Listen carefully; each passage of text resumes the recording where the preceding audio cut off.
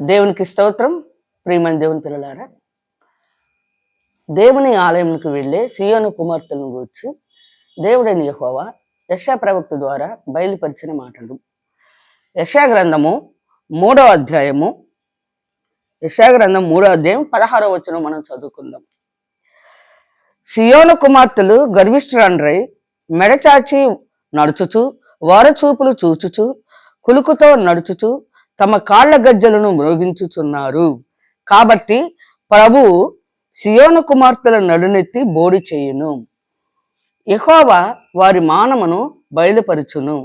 ఆ దినమున యెహోవా గల్లుగల్లుమను వారి పాదభూషణములను, సూర్యబింబ భూషణములను, చంద్రవంకలను భూషణములను, కన్నభూషణములను, కడియములను, నాణ్యమైన ముసుగులను, కొళ్ళాయులను, కాళ్ల గొలుసులను, వడ్డాణములను, పరిమళ ద్రవ్యపు వరిణెలను, రక్షరేకులను, ఉంగరములను, ముక్కు కమ్ములను, ఉత్సవ వస్త్రములను, ఉత్తరీయములను, పైటలను, సంచులను, చేతి అద్దములను, సన్నపనారతో చేసిన ముసుగులను, పాగాలను, శాలువులను తీసివేయును. అప్పుడు పరిమళ ద్రవ్యమునకు ప్రతిగా మురుగుడును, నడికట్టునకు ప్రతిగా త్రాడును, అల్లిన జడుకు ప్రతిగా బోడితలయు, ప్రశస్తమైన వస్త్రమునకు ప్రతిగా గోనెపట్టయు, అందమునకు ప్రతిగా వాతయును ఉండును. ఖడ్గము చేత మనుషులు కూలుదురు, యుద్ధమున నీ బలార్జులు పడుదురు. పట్టణపు గుమ్మములు బాధపడి దుఃఖించును, ఆమె ఏమీ లేనిదై నేల కూర్చుండును. కనుక ప్రియమైన దేవుని బిడ్డలారా, దేవుని ఆలయమునకు ఏ విధంగా వెళ్ళాలి, దేవుని ప్రజలు ఏ విధంగా ఉండాలని దేవుడని యెహోవా యెషయా ప్రవక్త ద్వారా బయలుపరిచారు. కనుక మనము అల్లరితో కూడిన ఆటపాటలే కాదు, మనము అలంకరణ, అది దేవుని జార స్త్రీది అలంకరణ.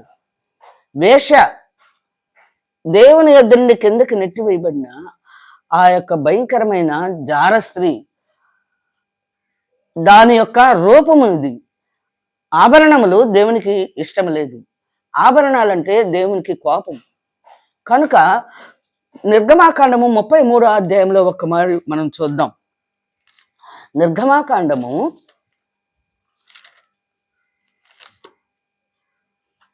33వ అధ్యాయము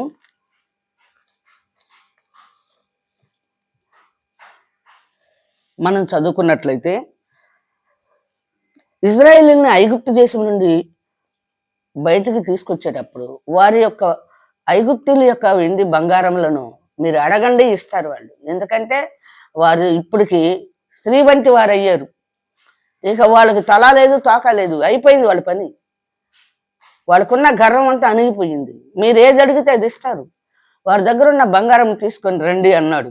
అంతేగాని ధరించుకోమని చెప్పల. ఒంటి మీద తీసుకొచ్చుకోండి, అవి ఈ లోకంలో వెలుగలిగినాయి కనుక అది వారి దగ్గర నుండి ఆ గర్వాన్ని బట్టే వారికి ఆ వెండి బంగారాలను బట్టే గర్విష్ఠులు అయ్యారు. దురాత్మ పట్టింది వాళ్ళకి. ఐగుప్తీలకి దురాత్మ పట్టింది, జారస్త్రీ పట్టింది. అందుకే దేవుని యొక్క ఆలయాన్ని మరి ఈ నాశనకరమైన ఏ వస్తువు ద్వారా అలంకరింపచేసి దేవుని ఆలయాన్ని అవమానపరుస్తుంది ఆ దురాత్మ. వాళ్ళకి దురాత్మను బట్టి ఆ విధంగా వెండి బంగారాలతోటి మరి వారి గర్వమునకు సాదృశ్యమాయను. వారు గర్విష్ఠులుగా ఉండటానికి కారణం ఏంటంటే వెండి బంగారాలు వేసుకొని ఆ యొక్క జారస్త్రీ యొక్క ఇష్టాన్ని, ఆ వేష యొక్క ఇష్టాన్ని వారు చక్కగా నెరవేరుస్తారు. అందుని బట్టి దేవుడైన యెహోవా ఇక్కడ నిర్గమాకాండంలో అక్కడి నుంచి వారు ఐగుప్తు దేశం నుండి ఇజ్రాయేలు బంగారం తీసుకొచ్చుకున్నారు. వాళ్ళు ఇచ్చారు, అడగగానే ఇచ్చేశారు. మీరు వెళ్ళి వాళ్ళని అడగండి, ఇస్తాడని దేవుడే చెప్పాడు. 33వ అధ్యాయం మనం చదివినట్లయితే, మరి యెహోవా మోషేతో ఇట్లను, నీవు ఐగుప్తు దేశం నుండి తోడుకొని వచ్చిన ప్రజలను బయలుదేరి నేను అబ్రహాముతోనూ, ఇసాకుతోనూ, యాకోబుతోనూ ప్రమాణము చేసి నీ సంతానమును దీనినిచ్చేదని చెప్పిన పాలు తేనెలు ప్రవహించు దేశమునకు లేచిపోండి. నేను నీకు ముందుగా దూతను పంపి కనానీలను, అమ్మోరీలను, హిత్తీలను, పెరిజీలను, హివ్వీలను, యోబూసీలను వెళ్ళగొట్టేదను. వీళ్ళందరూ అన్ని జనులు అనమాట.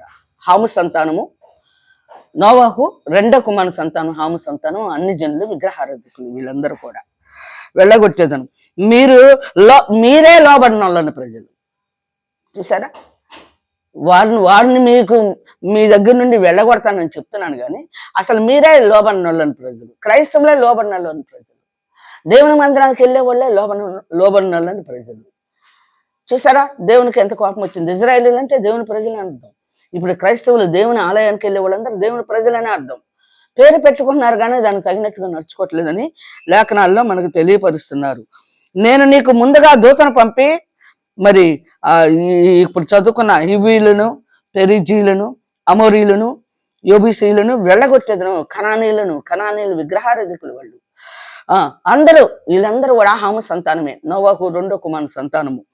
మీరు లోబడినొల్లని ప్రజలు, మీరే, వాళ్ళు కాదు, మీరే లోబడినొల్లని ప్రజలు, లోబడినొల్లని ప్రజలు కనుక నేను మీతో కూడా రాను అంటున్నాడు దేవుడు. ఇశ్రాయేలుతో నేను రాను అంటున్నాడు. కారణం ఎలా? వారు ఐగుప్తు దేశంలో నుండి వచ్చేటప్పుడు వాళ్ళ బంగారం అంతా కూడా అడిగి తీసుకొచ్చుకొని వీళ్ళు ధరించుకున్నారంట. చూసారా? వీళ్ళు ధరించుకొని దేవుని కోపం రేపారు. ఇప్పుడు ఏ కారణం వల్ల నేను మీతో రానని చెప్తున్నాడు ఒకసారి మనం జ్ఞాపకం చేసుకుందాం. కనుక ప్రియమైన దేవుని బిడ్డలారా, మీతో కూడా రాను, త్రావులో మిమ్మల్ని సంహరించదనేమో అని మోషేతో చెప్పాను. ఇశ్రాయేలునే సంహరిస్తానంటున్నాడు. ఎందుకంటే వాళ్ళు గర్వాన్ని నాశనం చేసి వెండి బంగారం వల్ల వాళ్ళు గర్విష్ఠులు అయ్యారని, దురాత్మ పట్టిందని, వాళ్ళు తోటి సహోదరుల్ని మరి ఒక తోటి మనుషుల్ని ప్రేమించే మనసు లేదని దేవుని ప్రజలని వాళ్ళకి ఇంకా భయంకరమైన కోపం. అంటే దురాత్మకి దేవుని ప్రజలంటే కోపం. ఎందుకంటే అది కిందకి నెట్టివేయబడి ఆ సమూహాన్ని తీసుకొని వచ్చి ఇక్కడ దేవునికి వ్యతిరేకమైన మరి కార్యాలు చేస్తూ దేహాన్ని అపవిత్రం పరిచి వారి యొక్క హృదయాల్ని లోకం తట్టు తిరిపేసింది. కనుక ప్రియమైన దేవుని బిడ్డలారా, దేవుడు అన్నాడు, నేను మీతో కూడా నేను రాను, మీరే లోబడిన వాళ్ళని ప్రజలు, మీతో కూడా నేను రాను. ఆ ప్రజలు ఆ దుర్వార్త వినగానే, ఆ దుర్వార్త విని దుఃఖించి ఎవడనూ ఆభరణములను ధరించుకొనలేదు. ఎందుకంటే తెచ్చుకున్న నగలు ఏం చేస్తున్నారు? వీళ్ళు ఆభరణాలు ధరించుకోవాలి, వేసుకోవాలి అని అన్నారు. అసలు ఆభరణాలు ధరించుకోలేదంట, వాళ్ళు ధరించుకొనలేదు. కాగా యెహోవా మోషేతో ఇట్లా, నేను నీవు ఇశ్రాయేలీలతో మీరు లోబడనొల్లని ప్రజలు, ఒక క్షణం మాత్రం నేను మీ నడుములకు వచ్చితనా మిమ్మల్ని నిర్మూలన చేసేదను గనుక మిమ్మల్ని ఏమి చేయవలనో అది నాకు తెలియబడినట్లు మీ ఆభరణములను మీ మీద నుండి తీసివేయుడని చెప్పమనను. ఆభరణాలు ధరించుకున్నారు. ఐగుప్తును వాళ్ళు నాశనం చేసి 10 సూచక్రియల ద్వారా దేవుడు ఐగుప్తులు నాశనం చేసి ఇజ్రాయేలీలను బయటికి తీసుకొస్తే క్షేమంగా అరణ్యంలో వీళ్ళు ఆ వెండి బంగారాలను ధరించుకొని వాళ్ళు ఇష్టం వచ్చినట్టుగా అక్కడున్న గర్వం, ఆ సాతాను ఏం చేసింది? ఎలగబట్టింది. గర్విష్ఠులు తిరుగుబాటు చేయటానికి, దేవుని మాటలు లోబడకుండా దేవుని సేవకుడైన మోషేకి తిరుగుబాటు చేయటానికి ఆ వెండి బంగారాలు ఎప్పుడైతే ధరించుకున్నారో దురాత్మ పట్టింది వాళ్ళకి, ఆ వేష పట్టింది వీళ్ళకి, వ్యభిచార స్త్రీ పట్టింది. అందుకని ఎవరినో ఆభరణములను ధరించుకొనలేదు. కాగా యెహోవా మీతో ఇట్లనను, నీవు ఇశ్రాయేలీలతో మీరు లోబడనల్లని ప్రజలు, ఒక్క క్షణమాత్రము నేను మీ నడుమునికి వచ్చితనా మిమ్మను నిర్మూలన చేసేదను గనుక మిమ్మల్ని ఏమి చేయవలెనో అది నాకు తెలియబడినట్లు మీ ఆభరణములను మీ మీద నుండి తీసివేయుడని చెప్పమనెను. కాబట్టి ఇశ్రాయేలీలు హోరేబు కొండ యొద్ద తమ ఆభరణములను తీసివేసిరి. వారు ధరించుకున్న ఆభరణాలన్నీ కూడా వాళ్ళని నాశనం చేసింది. ఎందుకంటే ఆ వెండి బంగారాలు, ఆ వ్యభిచారిస్తుంది బట్టి వాళ్ళకి ఆ రకంగా దేవునికి వ్యతిరేకమైన కార్యాలు. దేవుని ఆలయమై ఉన్నాం మనం, మన దేహము దేవుని ఆలయమై ఉన్నది. దీని మీద నాశనకరమైన ఏ వస్తువు పెట్టకూడదు. పరిశుద్ధ స్థలం మీద నాశనకరమైన ఏ వస్తువు పెడితే దేవునికి కోపం. మిమ్మల్ని నేను చేస్తానో మీ మీద ఉన్న ఆభరణములను తీసివేయమని చెప్తున్నాడు. కనుక ప్రియమైన దేవుని బిడ్డలారా, మన క్రైస్తవ స్త్రీలు దేవుని మందిరానికి వెళ్ళి దేవుని ప్రజలు అనేవారు ఆభరణాలను ధరించకూడదు. లేఖనాల ద్వారా దేవుడు మనకు బయలుపరిచారు. అయితే మనము క్రొత్త నిబంధనకు వద్దాం. తిమోతి 1 తిమోతి 2వ అధ్యాయము 9వ వచనం మనం చదువుకుందాం.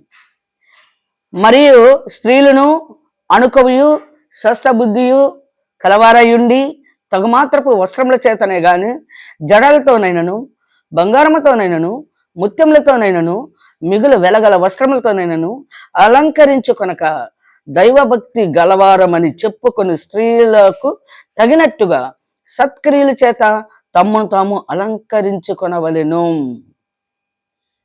చూసారా? సత్క్రియలు అంటే మంచి కార్యములు.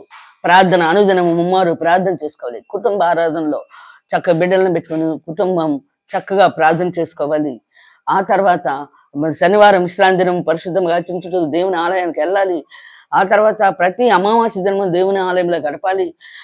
మరి 4 పండుగలు ఇచ్చారు. 4 పండుగలను చక్కగా మనము ఆచరించాలి. పరిశుద్ధంగా ఆచరించాలి. పవిత్రంగా ఉండాలి మనం. అంటే మనం లోకానుసారమైన దాంతో ఈ వెండి బంగారు నగలన్నీ వేసుకొని మన దేవుని యొక్క పండుగలను ఆచరించడానికి అర్హులం కాదు. విశ్రాంతి దినము దేవుని ఆలయానికి అమావాస్య నెలకు ఒకసారి వచ్చే అమావాస్య మనం ఆచరించడానికి ఈ వెండి బంగారాలు ఇవన్నీ వేసుకుని వెళ్తే దేవుని కోపం. దేవుని ప్రజలు పరిశుద్ధంగా పవిత్రంగా ఉండాలి. మీరు దేవుని ఆలయమై ఉన్నారని మీరు ఎరగరా? దానిని మీరు వ్యాపారపు చిల్లుగా చేసేది వాడే ఇది అంటాడు యేసుప్రభు. నాశనకరమైన ఏ వస్తువు పరిశుద్ధ స్థలం మీద నిలిచినప్పుడు చదువువాడు గ్రహించునుగా అన్నాడు యేసుప్రభు. పరిశుద్ధ స్థలం అంటే మనమే. ఈ లోకంలో ఎక్కడే లేదు. దేవుడి నివాస స్థలము మనమే, సియోను మనమే. మనలోనే దేవుడు నివాసం చేయాలని ఆశపడుతూ ఉన్నాడు. మనం మరి యొక్క పేతురు గ్రంథంలో పేతురు పత్రికలో మరి ఒక మాట చదువుకుందాం మనం. ప్రియమైన దేవుని బిడ్డలారా, పేతురు బయలుపరిచిన మాటల్ని మనము చక్కగా చదువుకుందాం. 1వ పేతురు పత్రిక 3వ అధ్యాయము 1వ వచనం మనం చదువుకుందాం. అటువలనే స్త్రీలారా, మీరు మీ స్వపరుషులకు లోబడి ఉండుడి. అందువలన వారిలో ఎవరైనాను వాక్యమునకు అవిధేయులైతే వారు భయముతో కూడిన మీ పవిత్ర ప్రవర్తన చూచి వాక్యము లేకుండానే తమ భార్యల నడవడి వలన రాబట్టవచ్చును. జడలు అల్లుకుంటూ బంగారు నగలు పెట్టుకుంటూ వస్త్రములు ధరించుకొనుటను వెలపటి అలంకారము మీకు అలంకారముగా ఉండక సాధువైనట్టు మృదువైనట్టును మృదువైనట్టునైన గుణమును అక్షయాలంకారము గల మీ హృదయపు అంతరంగ స్వభావము మీకు అలంకారముగా ఉండవలను. అది దేవుని దృష్టికి మిగుల విలువగలది. కనుక ప్రియమైన దేవుని బిడ్డలారా, మరి దేవుని దృష్టికి విలువైంది ఏందో మనం తెలుసుకోవాలి. కనుక స్వపరుషులకు లేబడి ఇండుడి అంటే వారు చక్కగా దేవుని యందు భయభక్తులు కలిగిన వారు మరి స్వపరుషులకు లోబడే ఉంటారు. ఎందుకంటే దేవుని యొక్క కుటుంబం అంతా దేవుని సన్నిధికి వెళ్తూ ఉంటే చక్కగా మాట కలుపుకుంటారు, వాళ్ళకి లోబడి ఉంటారు. ఆయన ప్రేమించాలి, వీళ్ళు లోబడి ఉంటారు. చక్కగా ఆయన ప్రేమించకుండా ఆయన ఇష్టం వచ్చిన మార్గాల్లో నడిచాడు అనుకో, అప్పుడు కొంచెం వ్యతిరేకమైన స్వభావం వస్తుంది. కనుక ప్రియమైన దేవుని బిడ్డలారా, వారు వాక్యం లేకుండానే మీ నడవడి వలన మీరు ఆభరణాలు ధరించుకొని లోకానుసారంగా లోకస్తుల్లాగా ఉంటే అప్పుడు వాళ్ళకి లెక్క ఉండదు. ఎందుకంటే ప్రత్యేకత ఏది? భార్యల్లో ప్రత్యేకత ఉంటే వాళ్ళకి భయపడి వణుకుతారు. అలా భయపడి చక్కగా మాట వింటారు. మనలో పరిశుద్ధత పవిత్రత లేనప్పుడు మనం జారస్త్రీలాగా తయారైతే వాళ్ళకి కూడా ఆనందంగా ఉండదు. అందుకని వాళ్ళు లోబట్టడం చాలా కష్టం అవుతుంది. జడలు అల్లుకొనుటయును బంగారు నగలు పెట్టుకుంటూ వస్త్రములు ధరించుకుంటూ అంటే వెలగల వస్త్రములు, పట్టు వస్త్రములు. అన్ని జనులు వీటన్నిటిని ఇష్టపడతారు, వీటన్నిటిని ఆనందిస్తారు. వీటన్నిటితో క్రైస్తవ స్త్రీలు సియోను కుమార్తెలు దేవుని ఆలయానికి వెళ్ళి సియోను కుమార్తెలు ఎలా ఉండాలో మనకి చక్కగా దేవుడు బయలుపరిచారు. కనుక ఆభరణములు జారస్త్రీ వేశ్య ప్రకటన గ్రంథంలో 17వ అధ్యాయంలో ఉంటుంది. ఆ లెక్క మనం చదువుకుంటే 17వ అధ్యాయం చదివితే జారస్త్రీ ఎలా ఉంటుందో అది హేయమైన క్రియలు చేయొచ్చు. అది ఆభరణతో ముత్యములతోనూ అలంకరించుకొని దానికి ఇష్టమైన భూరాజులందరినీ నాశనం చేసి దానికి ఇష్టమైన పనులన్నీ చేపిస్తుంది. అందుకే దేవునికి విరోధం, దేవుని కోపం. ఇప్పుడు ఉగ్రత కూడా అదే.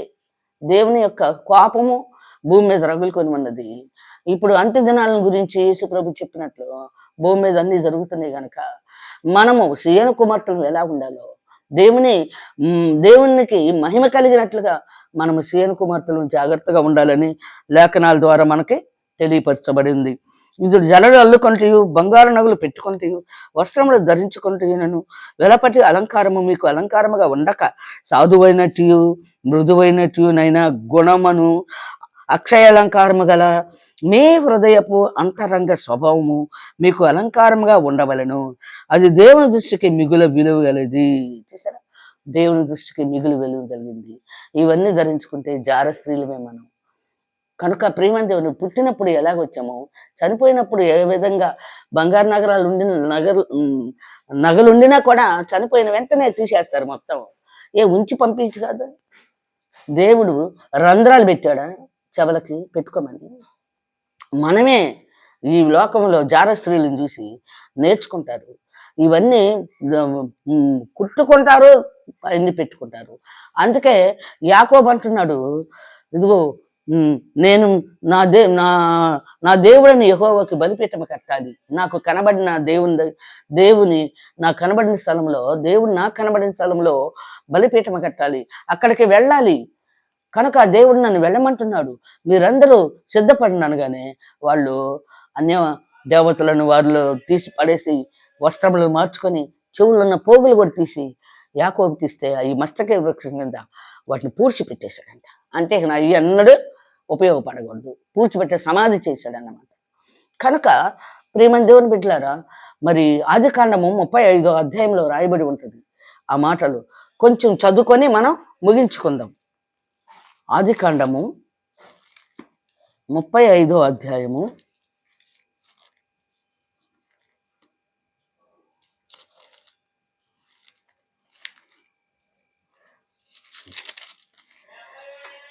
యాకోబు తన భార్యలతోటి ఏం చెప్తున్నాడో మనం విందాం. దేవుడు యాకోబుతో, నీవు లేచి బేతేలునకు వెళ్ళి అక్కడ నివసించి నీ సహోదరుడైన ఏశావు ఎదుట నుండి నువ్వు పారిపోయినప్పుడు నీకు కనబడిన దేవునికి అక్కడ బలిపీఠమును కట్టమని చెప్పగా, యాకోబు తన ఇంటి వారితోనూ తన యొద్దనున్న వారందరితోనూ మీ యొద్దనున్న అన్య దేవతలను పారవేసి మిమ్మల్ని మీరు శుచిపరచుకొని మీ వస్త్రములను మార్చుకొనిడి. మీ క్రియలు, మీ కార్యాలు, వస్త్రాలంటే మీ పనులు. ఇప్పటి వరకు మీ నాయన మరి గృహ దేవతల్ని మీ నాయన చక్కగా మరి ఒక భయంకరంగా విగ్రహారాధన చేయవాడు. ఆయనకు పుట్టారు మీరు ఆ వాటిలో లీనమైపోయారు విగ్రహారాధనలో. కనుక దేవునికి కోపం అది ఉంటే అవన్నీ తీసేయండి, వస్త్రములు మార్చుకోండి, అన్ని దేవతలను తీసేయండి, మీరు మిమ్మల్ని మీరు శుచిపరచుకోండి, మీ వస్త్రములు మార్చుకోండి, మనము లేచి బేతేలునకు వెళుదాము. నా శ్రమ దినమున నాకు ఉత్తరం ఇచ్చి నేను వెళ్ళిన మార్గమున నాకు తోడయుండిన దేవునికి బలిపీఠమును అక్కడ కట్టేదనని చెప్పాను. వారు తమ యొద్దనున్న అన్య దేవతలన్నిటినీ తమ చెవులనున్న పోగులను యాకోబునకు అప్పగింపగా యాకోబు షేకెము దగ్గరనున్న మస్తకి వృక్షము కింద వాటిని దాచిపెట్టెను. చూసారా ప్రియమైన దేవుని బిడ్డలారా, మస్తకి వృక్షము కింద వాటిని దాచిపెట్టేశాడు. ఎందుకంటే అది సమాధి చేసినట్లే, ఇక ఎన్నడూ పెట్టుకోకూడదు. దేవునికి ఇష్టమైన కార్యం కాదు అది. చెవులున్న పోగులు కూడా తీసేశారంట. అంటే మరి మనం చెవులు దేవుడు రంధ్రాలు పెట్టే పంపించేవాడు పెట్టుకోవాలంటే. దేహము దేవుని ఆలయము కనుక ఆలయమును మనం పరిశుద్ధంగా పవిత్రంగా ఉంచుకోవాలి. ఈదులు ఉన్నారు, యెహోవా దేవునికి బిడ్డల వాళ్ళు. యెహోవా ఏర్పాటు చేసుకున్నారు ఇశ్రాయేలీయులని, యూదులు. అదే అమెరికన్స్ కానీ మరి అక్కడ క్రిస్టియన్ కంట్రీస్ నగలు పెట్టుకోవటం చాలా కష్టం. ఎందుకంటే దేవుని ఆలయం కదా కాబట్టి వాళ్ళకి బలం ఎందుకుంటుంది, వాళ్ళకి శక్తి ఎందుకుంటుంది? ఆలయాన్ని పవిత్రంగా ఉంచుతారు వాళ్ళు. దేవుని ఆలయాన్ని పవిత్రంగా ఉంచుతారు. అదే దేవునికి ఇష్టం బాగా. ఆయన మాటలు, ఆయన చెప్పిన విధులు, కట్టడలు, ఆజ్ఞ ప్రకారం నడుస్తారు వాళ్ళు. సృష్టికర్త యెహోవా. భూమి నాదే, సర్వభూమి నాదే అంటున్నాడు. సర్వభూమికి మహారాజు ఉన్నాడు దేవుడైన యెహోవా. మనం ఆయన లోబడినలోని ప్రజలు కనుక మనము దేవునికి కోపం రేపాం కనుక మరి మనం చంపడం ఇష్టం లేక తన కుమారుడైన క్రీస్తుని లోకానికి పంపించి రక్షకుడిగా పంపించాడు. యేసుక్రీస్తు చూపించిన ప్రతి మార్గంలో మనం నడవాలి. భూమి మీద ఏమేం చేశాడో ఆయన మనం వెంబడించి ఆయన చేసిన పనులన్నీ మనం చేయాలి. అప్పుడు దేవునికి మనకి సహవాసము యేసు ప్రభువే ఏర్పాటు చేస్తాడు. దేవుని మార్గములలో మనల్ని నడిపిస్తాడు యేసు ప్రభు. అందుకే నేనే మార్గమును సత్యమును జీవమును అన్నాడు. కనుక ప్రియమైన దేవుని బిడ్డలారా, యాకోబు చెప్పినట్లుగా మరలా మరి మోషే చెప్పినట్లుగా, యెషయా ప్రవక్త చెప్పినట్లుగా, తిమోతి తిమోతి బయలుపరిచినట్లుగా, పేతురు బయలుపరిచినట్లుగా మనము దేవుని యందు భయభక్తులు కలిగి స్త్రీలు ఏ విధంగా ఉండాలో, కనుక ఇక పురుషుల పని కాదు, స్త్రీలు పరిశుద్ధంగా పవిత్రంగా ఉండాలి. ఇంకా కనుక ప్రియమైన పవిత్రమైన చేతులెత్తి పురుషులు ప్రార్థన చేయాలి. పవిత్రంగా, అపవిత్రంగా కాదు. ఈ లోక మర్యాదలు మనం అనుసరించకూడదు. పితృ పారంపర్యాచారములు కైకొనకూడదు. ఇవన్నీ చేయకుండా అప్పుడు మన దేహాన్ని పరిశుద్ధంగా ఉంచుకొని అప్పుడు తండ్రితో సహవాసం చేయాలి. అందుకనే దేవుడు మనతో సహవాసం చేయటానికి తన కుమారుని భూమి మీదకి పంపించి మనందరి కొరకు మరి సిలువలో బలియాగం చేశారు. కనుక నీవు నేను మనందరం కూడా సీయోను కుమార్తెలు ఏ విధంగా ఉండాలో, దేవుని ఆలయానికి వెళ్ళి స్త్రీలు ఏ విధంగా ఉండాలో దేవుడు మనకు బయలుపరిచారు. మనము సిద్ధపడి అనేక మందిని సిద్ధపరచుకుందాం. దేవుడు తన వాక్యము దీవించునుగాక. ఆమేన్, ఆమేన్.